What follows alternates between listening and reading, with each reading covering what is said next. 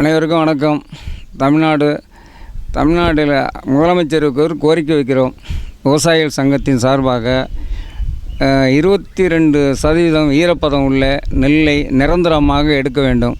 மத்திய அரசு எந்த முறை கேட்டாலும் நம்மளுக்கு தலைவணங்க போவதில்லை. அதனால் மாநில அரசு முதலமைச்சர் விவசாயிகளுக்கு நிறைய உதவி செய்கிறார். அதுபோல் இந்த விவசாயிகள் கோரிக்கையை ஏற்று நம்மளுக்கு 22% நெல் ஈரப்பதம் உள்ள நெல்லை கொள்முதல் செய்ய வேண்டும்.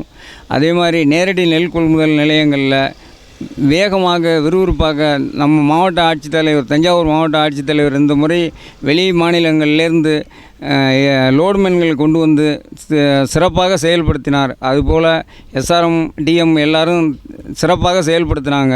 அதே போல் வர்ற ஆண்டுகள்லேயும் எந்தெந்த வருடங்களாக இருந்தாலும் லோடுமேன் பிரச்சனை இல்லாமல் விவசாயிகள் கொள்முதல் செய்ய வேண்டும் என்று முதலமைச்சருக்கு பணிவான வேண்டுகோள் வைக்கிறேன். விவசாயிகள் நல பாதுகாப்பு சங்கம், செந்தமிழ் செல்வன்.